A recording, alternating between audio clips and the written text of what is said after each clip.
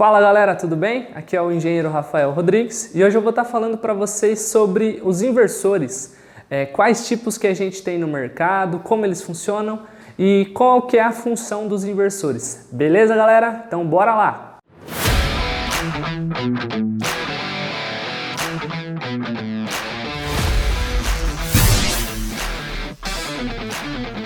Então vamos começar a falar sobre os inversores convencionais do tipo string. Qual que é a missão dos inversores em geral? Os inversores eles têm que converter a corrente contínua das placas em corrente alternada. É isso que eles precisam fazer. Os inversores, todos em questões que eu vou estar citando hoje, eles fazem esse papel de formas um pouco diferentes cada um deles. O inversor do tipo string, esse string vem do nome de arranjo. Ou seja, ele coleta os arranjos das placas. Os arranjos das placas seriam várias placas interligadas entre si. E essas placas chegam até um inversor com uma tensão e uma corrente não padronizada, porque vai depender da irradiação solar. Esses inversores recebem essas correntes e transformam a corrente contínua deles em corrente alternada, que pode ser utilizada pelos equipamentos e também ser enviada para a rede quando você tem um excesso, como eu já comentei em alguns outros vídeos anteriores. Eu vou deixar para vocês uma imagem dos inversores aqui do lado. Um inversor do tipo Fronius, SMA, Renovid, alguns inversores mais conhecidos hoje no mercado.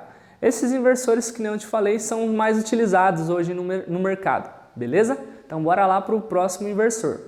O outro inversor que eu vou falar é o central de inversores. Ele funciona parecidamente com os inversores strings convencionais. A única diferença deles é que ele tem potências muito elevadas, ou seja, eles são para centrais maiores de energia. Eu vou dar um exemplo de inversores aqui do lado e vocês vão poder dar uma olhada como eles são grandes e robustos, mas a função deles continua a mesma, transformar a corrente contínua em corrente alternada. Essa central de inversores geralmente é utilizada em mini geração, em indústrias, em sistemas bem maiores que precisam de uma demanda maior e uma quantidade maior de placas. Então aí já se utiliza esses inversores maior por causa disso, porque eles atendem uma necessidade maior. São as centrais dos inversores.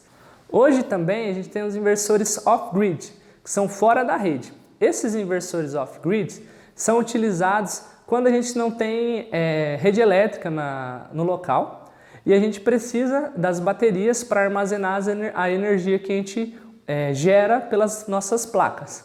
O inversor off-grid funciona de forma semelhante aos on-grid. Porém, ele inverte a energia, manda para os eletrodomésticos durante o dia, né?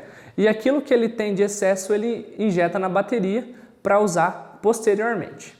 Vou deixar uma imagem também dos inversores off-grid aqui do lado.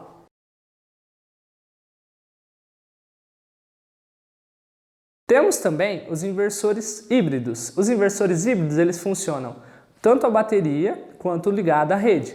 Então, eles fazem um sistema mais complexo, que a gente gera a energia das placas, o inversor inverte e manda para os equipamentos. Aquilo que não utiliza, a gente joga para as baterias e aquilo que a gente precisa, que às vezes falta no nosso dia, a gente utiliza da rede. É um sistema bem complexo, não vou entrar em detalhes, mas o inversor híbrido ele usa o sistema, tanto com a concessionária quanto com o uso das baterias.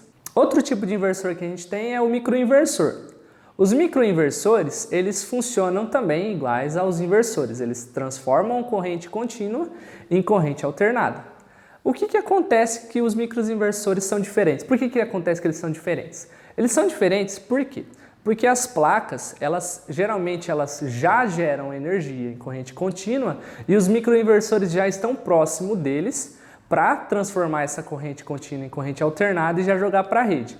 E os microinversores, geralmente podem ser utilizados entre 1, 2, até 4 placas. Depende do microinversor que a gente tem no mercado.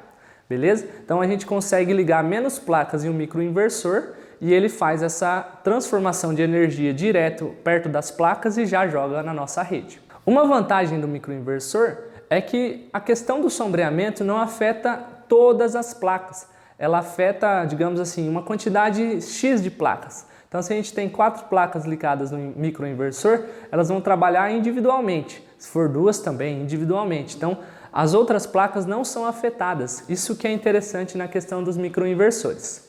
A gente tem também os inversores da SolarEdge.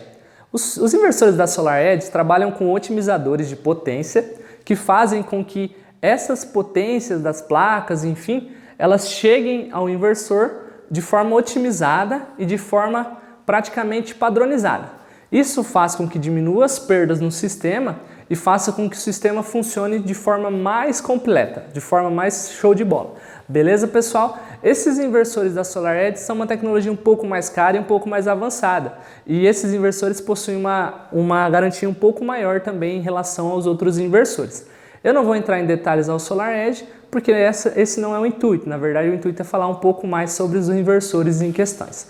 Então eu deixei as imagens aqui de todos os inversores enquanto eu estava falando para vocês, com a intenção de vocês conhecerem um pouquinho desses inversores. Beleza, galera? Então, pessoal, fechamos por aqui o nosso vídeo de hoje e vamos falar nas próximas aulas sobre assuntos bem interessantes também. Então fiquem de olho nas próximas aulas, nos próximos vídeos do YouTube que a gente vai trazer para vocês. Para vocês ficarem de olho, sigam as nossas redes sociais, Facebook e Instagram e se inscrevam no nosso canal. Fechou? Valeu, galera! Até mais!